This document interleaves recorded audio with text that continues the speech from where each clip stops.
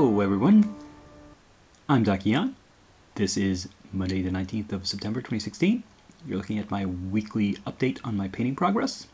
And we're starting off with rolling some bones. I've painted up the latest Reaper Bones minis I purchased, and once again I've managed to clean out my inventory of bones.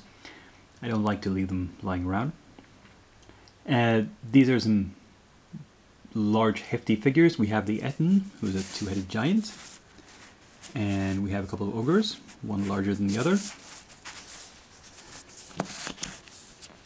I had to base them on different base sizes to accommodate them. This one is slightly smaller. And compared to last week, I did go back and darken the skin tone a little bit as compared, and I made the leather a bit lighter for contrast, and I fixed the metallics a little bit, and yeah, added sort of orange hair for a splash of color, and for some other splashes of color. Let's see, where do we have anything here? No, this is mostly just leather and metal and skulls. And this one, oh, this one has the fishes that he's caught alongside his human skulls and hands in a necklace. But, you know, for bones, I as I've said many times, I don't put as much effort into bones minis simply because they are more roughly cast and they don't have as much detail, so there's not as much point. It's much softer and it doesn't hold paint as well, but for what it is, especially for monsters and especially for big monsters, it's a very affordable way to get minis that you can put on the gaming table. Because bones, you can get these in metal from Reaper, but they are much more expensive, like I think at least 4 times, maybe 5 times more expensive. So bones are a good option if all you're looking to do is get some gaming stuff out there. Well, let's move on from those. Well, what do we have here? A bunch of casualties. Some fallen heroes of various kinds. Now, this is not my most careful and detailed layering work because it's tabletop stuff. They're just there to show off where somebody has fallen and look suitably gory.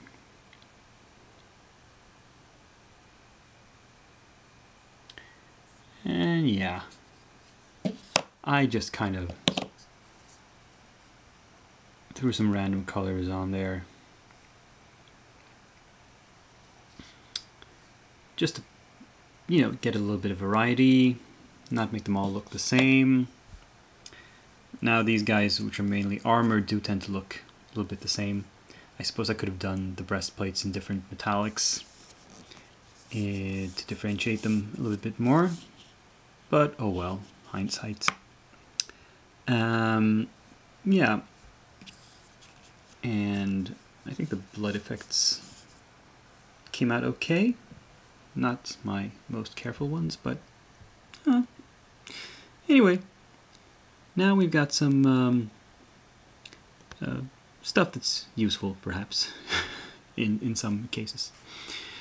I'll just have to kill some fools to make sure I get the use out of these.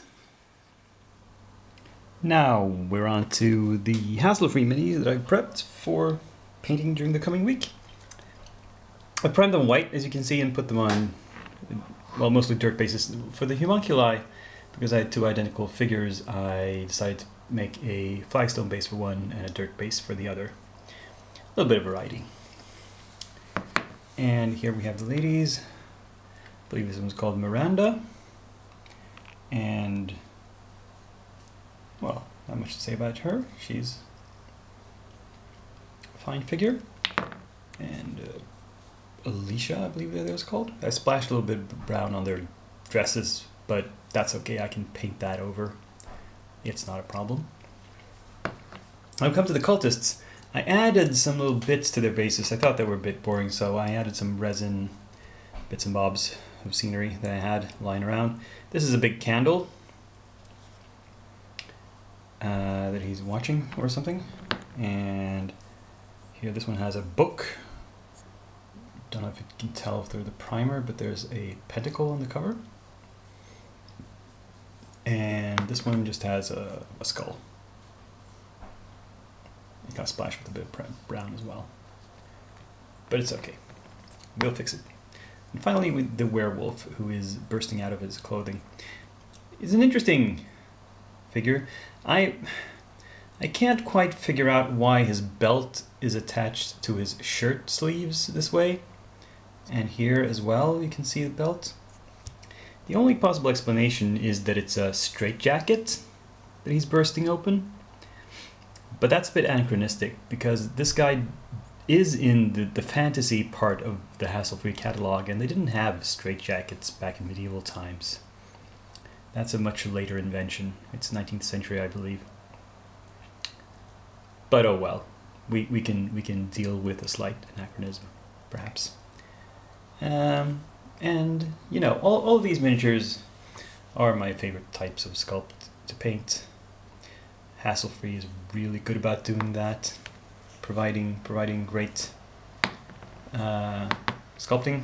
So I really look forward to these.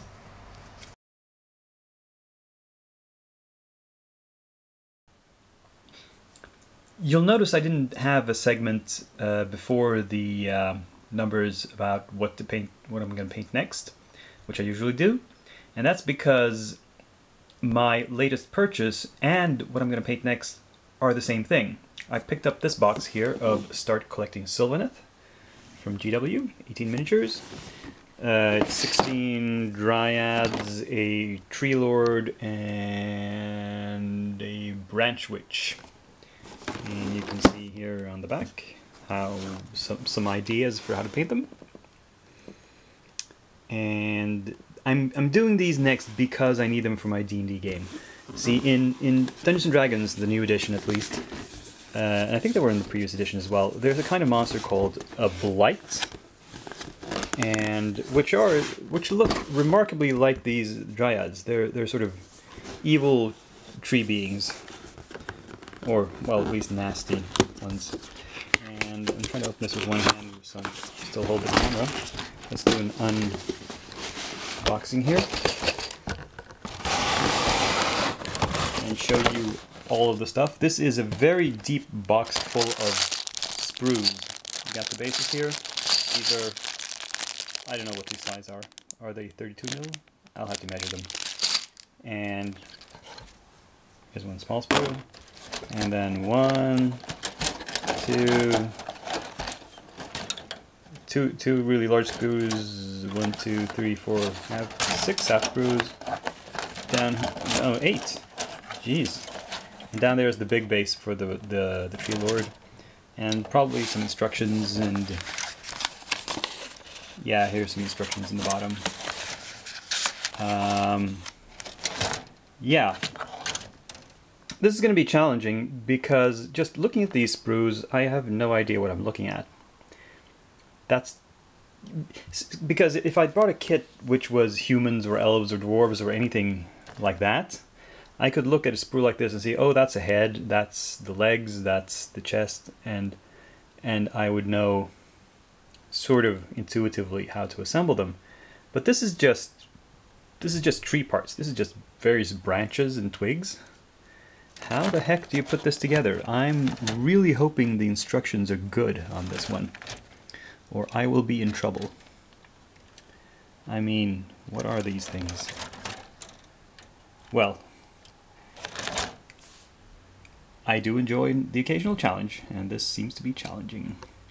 So, yes, and the reason I want these blights, as they're called in D&D, is that they do occur in the campaign I'm running for my players right now, the Curse of Strahd. Shh, don't tell them. It's gonna be a surprise. Anyway, I hope to have these cleaned and assembled at least by next week. And we'll see how I do with that.